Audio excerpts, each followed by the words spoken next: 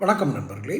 தவேக கட்சியினுடைய முக்கிய அறிவிப்பாக ஒரு அறிவிப்பு வெளிவரும் என்று எல்லோரும் எதிர்பார்க்கிறார்கள், அரசியல் லோகர்கள். என்னென்னா, டெல்லியினுடைய மத்திய அரசினுடைய பல்வேறு கோணங்களிலிருந்து வரக்கூடிய நிர்பந்தங்கள், நெருக்கடிகள். உதாரணத்துக்கு ஜனநாயகன் படம் சிக்கியிருப்பது, தணிக்கை குழுவிடம் சிக்கியிருப்பது ஒரு வகை என்றால், நீதிமன்றத்தில் சிக்கியிருப்பது ஒரு வகை. இந்த சிபிஐ விசாரணை என்று கரூர் பெருந்துயரம் தொடர்பாக சிபிஐ விசாரணை வேறு ஒரு பக்கம் நெருக்கி கொண்டிருக்கிறது.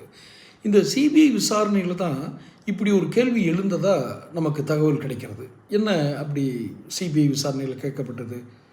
ஒன்று, எங்களுக்கு ஆதரவு கொடு, இல்லைன்னா 2026 தேர்தலை புறக்கணித்தது. 2026 தேர்தலை புறக்கணிப்பதன் மூலமாக விஜய்க்கு என்ன லாபம், அதை பார்க்கணும்ல. விஜய்க்கு என்ன நட்டம்? சரி, விஜய்க்கு என்ன லாபம்? முதல்ல இவர் புறக்கணிக்கிறார் என்றால் அதற்கு டெல்லி நிர்பந்தம் மட்டும் காரணமாக நாம் சொல்ல முடியாது. மத்திய அரசினுடைய நிர்பந்தம், சிபிஐயில் அவரை போட்டு வறுத்தெடுக்கிறாங்க அப்படிங்கிறது மட்டும் காரணமாக சொல்ல முடியாது. முதல் முக்கிய காரணம், அவர் இன்னும் தேர்தல் பிரச்சாரத்துக்கு தயாராகவில்லை. முழு உண்மை நாட்டுக்கே தெரியுது. எந்த பிரச்சாரத்துக்கு தயாராகலை. 3-4 மாநாடு நடத்தியிருக்காரு.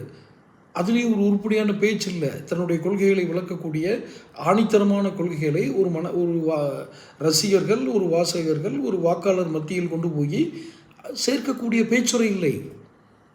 த பிராண்ட் எஸ்டாப்ளிஷ்மெண்ட் அவர்கிட்ட இல்லை.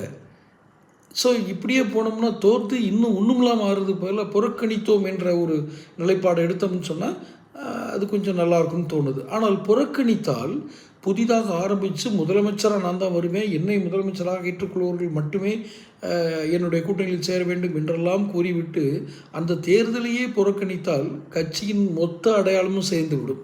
இப்படி ஒரு எண்ணம் வரும் இல்லை. ஆனால் அதை கூட வேறு ஏதாவது ஒரு காரணம் சொல்லி கூட நம்ம தப்பிச்சுக்கலாம். இந்த தேர்தல் நியாயமற்றது, தேர்தல் ஆணையம் மத்திய அரசினுடைய கைப்பாவையாக இருக்கிறது, இந்த தேர்தலில் நியாயமான வாக்குகள் கிடைக்க வாய்ப்பில்லை, நியாயமான ஆட்கள் எங்களுக்கு வாக்கு செலுத்துறது தடுப்பாங்க, நாங்கள் இன்னும் களப்பணி ஆற்றி 2030 31 நாங்கள் பார்த்துக்குறோம், 31 நாங்கள் முழு தயார் நிலையோடு வந்துடுவோம், அதுக்குள்ளே எங்களுடைய ரசிகர்களையும் அரசியல் பயிற்சிக்கு தயாராக்கிடுவோம், இப்படின்னு ஒரு நியாயமான காரணங்களை சொல்லி கூட இந்த தேர்தலை அவங்க புறக்கணிக்கலாம்.